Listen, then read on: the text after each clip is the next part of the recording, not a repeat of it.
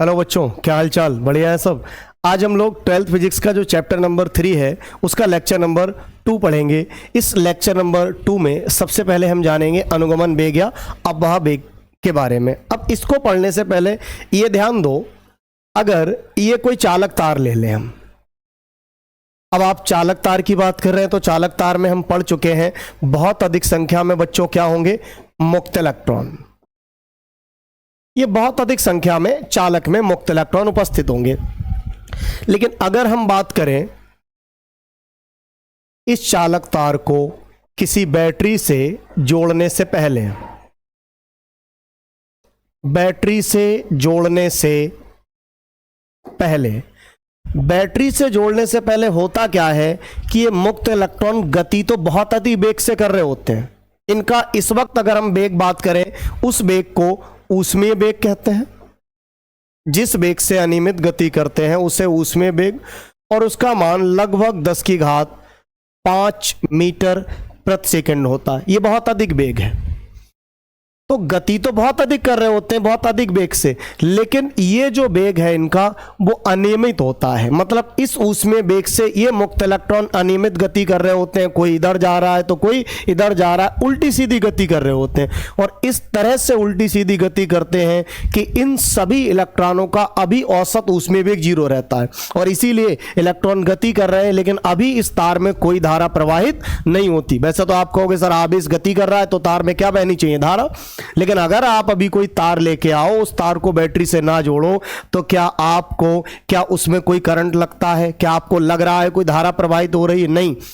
Electron है, आवेश है, वो गति भी कर रहा है, लेकिन अभी धारा प्रवाहित इसलिए नहीं होती क्योंकि इन इलेक्ट्रॉनों का अगर औसत ऊष्मीय वेग निकालें तो वो 0, मतलब ये एक दूसरे के प्रभाव को निरस्त कर देते हैं। जैसे मान लो इस चालक में n मुक्त इलेक्ट्रॉन है जिनके ऊष्मीय वेग क्रमशः U1, U2, U3, dash dash हम UN मान लें।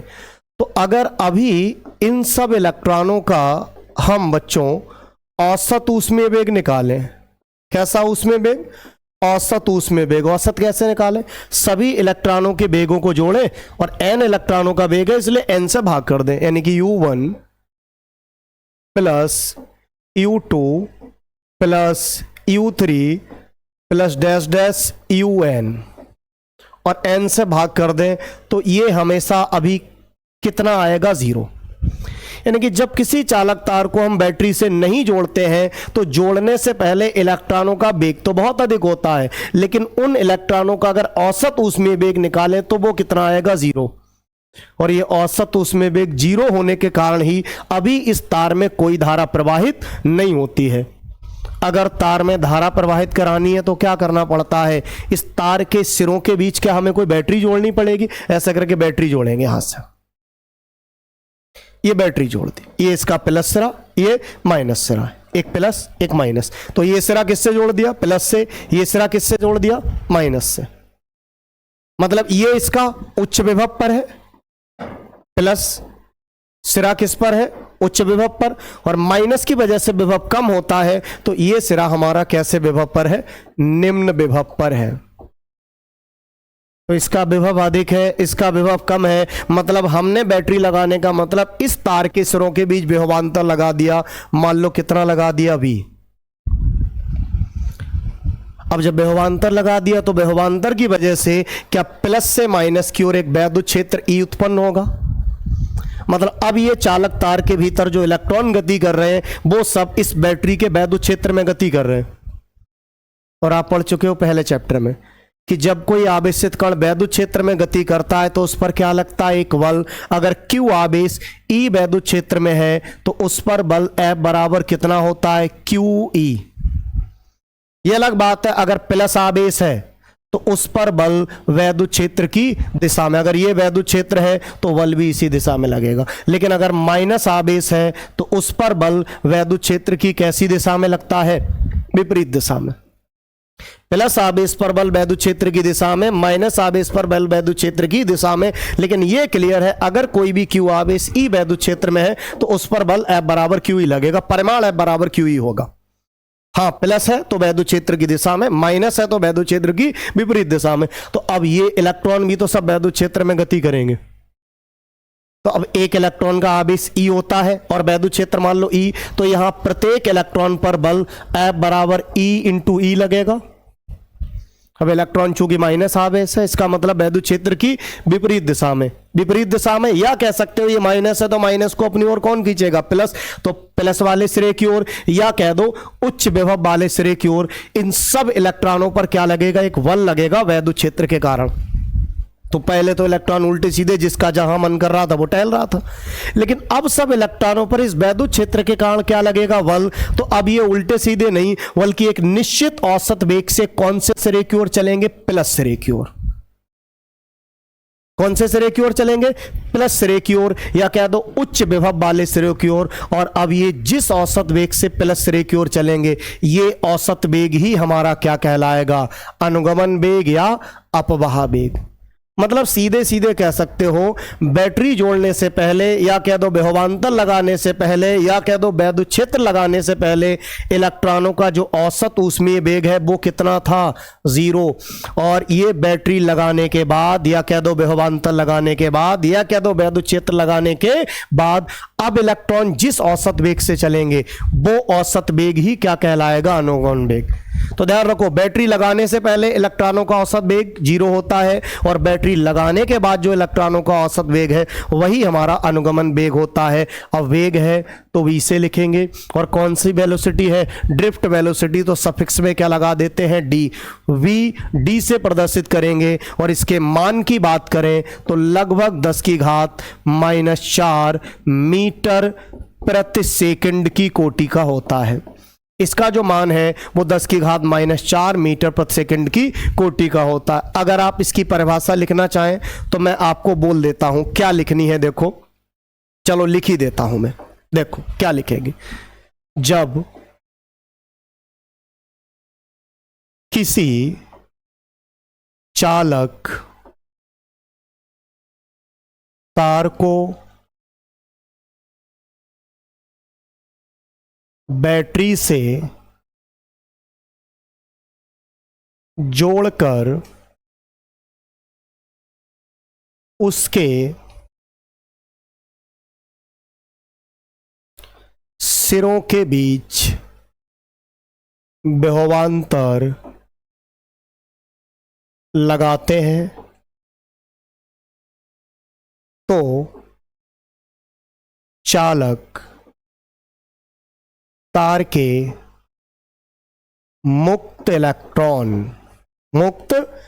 इलेक्ट्रॉन एक नियत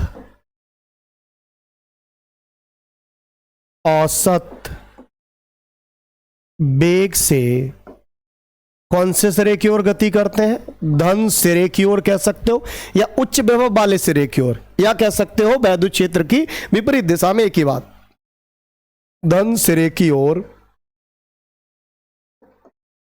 गति करते हैं। इस नियत औसत वेग को, इस नियत औसत वेग को अनुगमन वेग कहते हैं।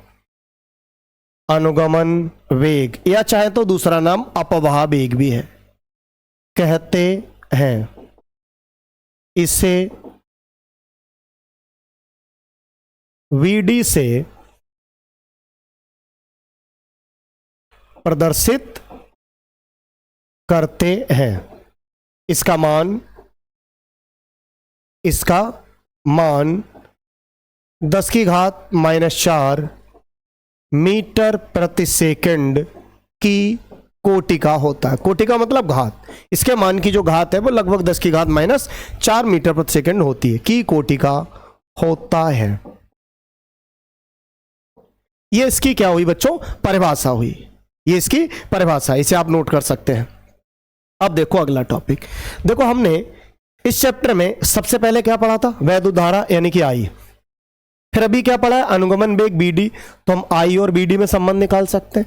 या फिर वैद्युत धारा के बाद आपने एक धारा घनत्व तो J भी पढ़ा था और अनुगमन वेग BD तो पढ़ाई है, तो J और BD में भी संबंध पूछा जाता है। हमसे वैद्युत धारा और अनुगमन वेग में भी संबंध पूछा जा सकता है और वैद्युत धारा घनत्व और अनुगमन वेग में भी संबंध पूछा जा सकता है। अब दोनों डेरिवेशन ये एक ही है, कोई दिक्कत वाली बात नहीं। पहले हम इसको सॉल्व करेंगे, फिर 2 लाइन और बढ़ा देंगे तो ये भी प्रूफ हो जाता है। तो हम एक ही हेडिंग में हम इनको कवर कर लेंगे। अब कैसे प्रूफ करेंगे ये देखो, जरा समझो ध्यान से बेटा।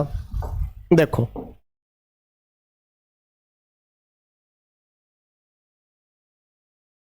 ये हमने एक कोई चालक तार ले लिया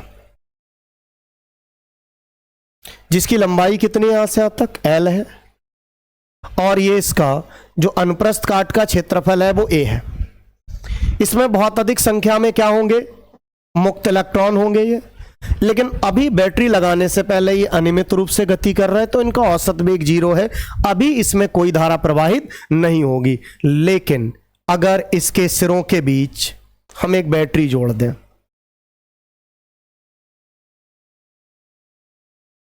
ये सिरा प्लस और ये सिरा माइनस, अब बैटरी जोड़ने का मतलब हमने B वोल्ट की बैटरी लगा दी, मतलब इसके सिरों के बीच हमने B विभवांतर लगा दिया। विभवांतर से क्या उत्पन्न होगा, वैद्युत क्षेत्र। वैद्युत क्षेत्र से प्रत्येक इलेक्ट्रॉन पर क्या लगेगा, बल, और उस बल के कारण इलेक्ट्रॉन एक निश्चित वेग से क्या प्लस सिरे की ओर चलेंगे। ये वाला सिरा प्लस है और ये वाला माइनस, और प्लस सिरे की ओर अब बैटरी जोड़ने के बाद जिस औसत वेग से चलेंगे, क्या वो औसत वेग ही हमारा हमने अभी पढ़ा है अनुगमन वेग है। तो मान लो ये इलेक्ट्रॉनों का अनुगमन वेग क्या है, VD है। ये इलेक्ट्रॉनों का अनुगमन वेग क्या है, VD है। अब हमें इस VD वेग से जब ये गति कर रहे होंगे तो इनकी गति से क्या बहेगी, धारा। क्या बहेगी, धारा। और धारा की दिशा हमेशा प्लस से किधर की ओर, बैटरी के माइनस की ओर, या कह दो इलेक्ट्रॉन के चलने की विपरीत दिशा में। तो ये धारा यहां से प्लस से चलेगी, कहां से, प्लस से ये धारा, और यहां से होते हुए ऐसे ये धारा I, ये धारा I प्रवाहित हो रही है चालक तार में इलेक्ट्रॉन के चलने की विपरीत दिशा में। इलेक्ट्रॉन प्लस सिरे की ओर आएगा तो धारा माइनस सिरे की ओर जाएगी इसके भीतर। अब इस धारा और अनुगमन वेग में हमें संबंध चाहिए, कैसे निकालेंगे, T सेकंड में तार के अनुप्रस्थ परिच्छेद से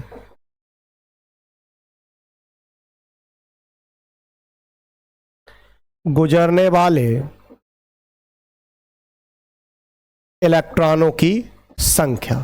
बेटा इस संबंध को निकालने के लिए पहले तो 1-2 लाइन की थ्योरी लिख सकते हैं। माना किसी चालक तार की लंबाई L तथा अनुप्रस्थ काट का क्षेत्रफल A है। जब इस चालक के सिरों के बीच विभवांतर भी लगाया जाता है तो मुक्त इलेक्ट्रॉन अनुगमन वेग BD से गति करते हैं और तार में I धारा प्रवाहित होने लगती है। अब देखो आगे क्या है, अगर हमें I और BD में संबंध चाहिए तो T सेकंड में तार के इस अनुप्रस्थ परिच्छेद से गुजरने वाले इलेक्ट्रॉनों की संख्या निकालो। अब ये संख्या कैसे निकालें, यही मेन काम है, जरा समझो ध्यान से। जैसे ये हमारे हाथ में बेटा एक मार्कर है, इसको आप कुछ देर के लिए चालक तार समझ लो। अब मान लो एक इलेक्ट्रॉन यहां से प्रवेश किया, कितने सेकंड में चाह रहे हैं, T सेकंड। तो T सेकंड के शुरुआत में यहां से इलेक्ट्रॉन प्रवेश किया और T सेकंड में मान लो यहां से चलते हुए किसी बिंदु यहां तक आ गया। तो अब इसके पीछे पीछे ये प्रवेश करेगा, इसके पीछे पीछे और भी आ रहे होंगे। तो अब इतने भाग में मान लो T सेकंड में इतनी दूरी चली, तो इतनी दूरी यानी कि इतनी दूरी तक का ये जो तार है, इतने भाग में इसके इलेक्ट्रॉनों की संख्या निकाल लें तो वही तो 1 सेकंड में यहां से प्रवेश किए होंगे। अरे भाई जैसे ये चालक है, ठीक, एक इलेक्ट्रॉन ने किसी ने T सेकंड में हमें गुजरने वाले इलेक्ट्रॉनों की संख्या चाहिए इस अनुप्रस्थ परिच्छेद से। मान लो कोई इलेक्ट्रॉन यहां से T सेकंड को, जो T समय हमने लिया है, उस T समय के शुरुआत में जब समय 0 था, समय 0 पर यहां से प्रवेश किया। अब ये इलेक्ट्रॉन जैसे जैसे आगे बढ़ेगा पीछे पीछे और इलेक्ट्रॉन होंगे। अब मान लो T सेकंड में ये वाला इलेक्ट्रॉन यहां पहुंच गया, तो अब इसके साथ साथ ही तो और इलेक्ट्रॉन जा रहे होंगे यहां। अब सबसे आगे वाला यहां पहुंचा है। तो अगर हम यहां से T सेकंड में गुजरने वाले इलेक्ट्रॉनों की संख्या चाहते हैं तो T सेकंड में जो पहला इलेक्ट्रॉन यहां तक पहुंच गया, इसके पीछे वाले भाग में, इसके पीछे वाले भाग में इसमें इलेक्ट्रॉनों की संख्या अगर निकाल लें तो वही तो यहां से टी सेकंड में गए होंगे बेटा, वही यहां से टी सेकंड में। जैसे मान लो आप किसी कोचिंग में, ऑफलाइन कोचिंग में पढ़ने जाते हो, ठीक है ना, ये ऑफलाइन कोचिंग का कमरा है और यहां ये इसका गेट है, ठीक, यहां अब यहां से क्या है, बहुत से इधर स्टूडेंट्स हैं, ठीक है ना। अब यहां से स्टूडेंट्स से कहा जाता है आपकी क्लास का टाइम हो गया, आप अंदर जाओ। तो अब अगर हम चाहते हैं, हम मान लो चाहते हैं 1 मिनट में इस गेट से गुजरने वाले स्टूडेंट्स की संख्या, तो हम क्या करें, 1 मिनट के शुरुआत में पहला स्टूडेंट जो यहां से प्रवेश किया उस पर ध्यान दें, और फिर 1 मिनट के शुरुआत में 0 समय पर मान लो पहला स्टूडेंट प्रवेश किया यहां से घुस रहा है। अब जैसे जैसे इसके पीछे पीछे और स्टूडेंट प्रवेश करेंगे, जैसे ही 1 मिनट पूरा हुआ, मान लो पहला यहां तक पहुंच गया, अब इसके पीछे वाले भाग में जितने स्टूडेंट आए होंगे वही तो यहां से 1 मिनट में गुजरे होंगे। तो अगर 1 मिनट में इस गेट से गुजरने वाले स्टूडेंट्स की संख्या चाहिए तो पहला 1 मिनट में जहां पहुंच गया उसके पीछे वाले भाग में स्टूडेंट्स की संख्या निकाल लो। बिल्कुल ऐसे ही हम निकालेंगे। हमें 1 सेकंड में टी सेकंड में अनुप्रस्थ परिच्छेद से गुजरने वाले इलेक्ट्रॉनों की संख्या चाहिए, तो पहले यह पता करें टी सेकंड में इलेक्ट्रॉन कितनी दूर चला गया, और फिर उतनी दूरी के तार में इलेक्ट्रॉनों की अगर संख्या निकाल लें तो उतने ही तो टी सेकंड में गुजरेंगे। जरा देखो कैसे, ध्यान दो। अब पहले टी सेकंड में इलेक्ट्रॉन के द्वारा चली गई दूरी निकाल लो, समझा। दूरी बराबर चाल गुणा समय, तो दूरी बराबर इलेक्ट्रॉन की चाल कितनी है, बी डी, और कितने समय में चाहते हैं हम, टी समय में। तो दूरी कितनी चल रही, बी डी इंटू टी, मतलब ये समझ लो ये तार है या कोई चालक है, यहां से जो इलेक्ट्रॉन प्रवेश किया वो टी समय में यहां तक चल के, और ये इसने दूरी कितनी चल रही, बी डी इंटू टी। अब इस दूरी में मतलब इतने भाग में हमें इलेक्ट्रॉनों की संख्या चाहिए, तो पहले इतने भाग का क्या निकाले, आयतन। अब आयतन बराबर क्या होता है बच्चों, लंबाई गुणा चौड़ाई, और गुणा में क्या होती है, ऊंचाई। आयतन बराबर, अच्छा आपको यह भी तो पता होगा, फिर लंबाई गुणा चौड़ाई क्षेत्रफल होता है, तो लंबाई गुणा चौड़ाई क्षेत्रफल। तो क्षेत्रफल की जगह तो ये आ गया इसके अनुप्रस्थ काट का क्षेत्रफल है, और ये ऊंचाई कह दो, या इसके द्वारा चली गई दूरी, इतने भाग का ही तो निकालना है आयतन, तो ये इतने भाग की ऊंचाई कह दो, या हमारे लिए तो इलेक्ट्रॉन के द्वारा चली गई क्या है, दूरी, तो हम क्षेत्रफल गुणा ऊंचाई की जगह क्या लिख सकते हैं, दूरी। तो आयतन बराबर क्षेत्रफल कितना है a, और दूरी कितनी चली है, वी डी इंटू टी। अब ये इलेक्ट्रॉन टी सेकंड में जितनी दूरी चल गया उतनी दूरी के चालक का जो आयतन है वो ए बी डी टी हो गया। अब हमें टी सेकंड में गुजरने वाले इलेक्ट्रॉनों की संख्या अब निकाल सकते हैं, कैसे, अब इतने आयतन में इलेक्ट्रॉनों की संख्या निकाल लो। इसके लिए मान लो इस चालक तार में बहुत अधिक संख्या में मुक्त इलेक्ट्रॉन है, मान लो इसके एकांक आयतन में, कितने आयतन में, एकांक आयतन में मुक्त इलेक्ट्रॉनों की संख्या कितनी, मान लो स्मॉल एन। अब जरा देख लो, एकांक का मतलब ये कितने आयतन में इलेक्ट्रॉनों की संख्या है, एक आयतन में, तो 2 आयतन में इसकी 2 गुनी, 3 आयतन में 3 गुनी, तो इतने आयतन में क्या, इतने गुनी, मतलब इतने से गुणा कर दें, ए वी डी टी।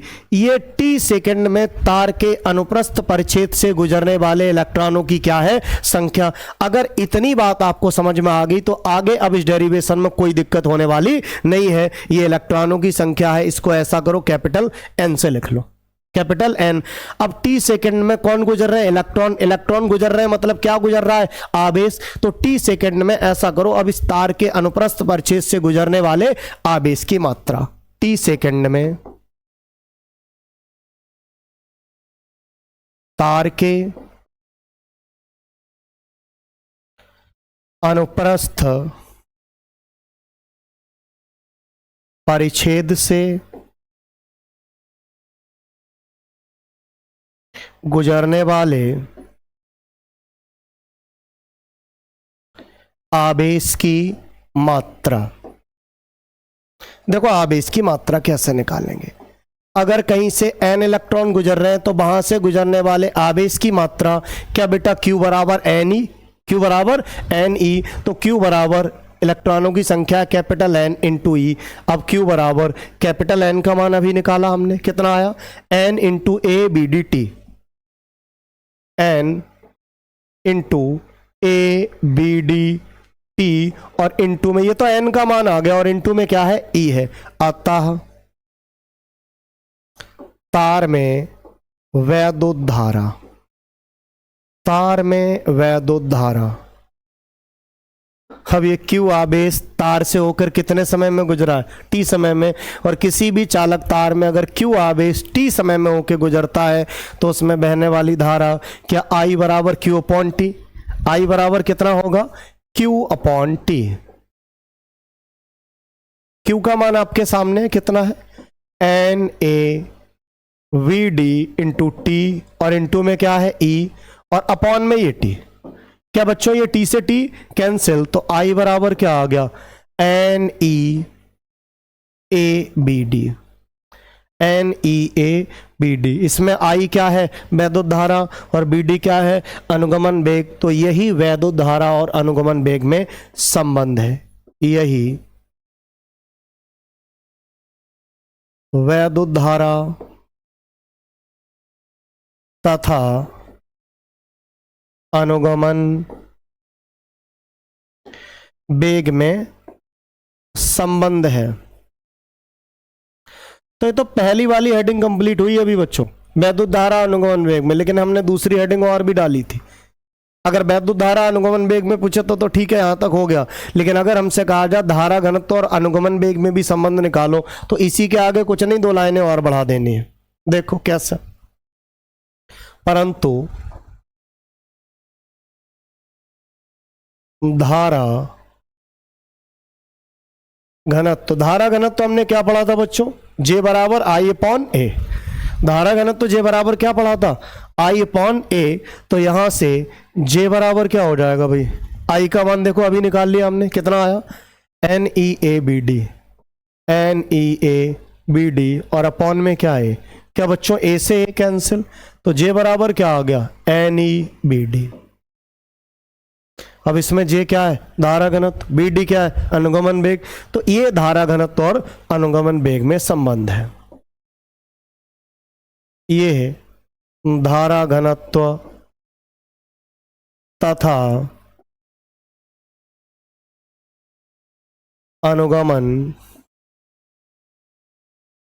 वेग में संबंध है। ये धारा घनत्व तथा अनुगमन वेग में संबंध। अगर वैद्युत धारा और अनुगमन वेग में संबंध पूछे तो यहां तक सॉल्व करें, और अगर धारा घनत्व और अनुगमन वेग में संबंध पूछा तो ये 2-3 लाइनें और बढ़ा दो। ये धारा घनत्व और अनुगमन वेग में संबंध हो गया हमारा।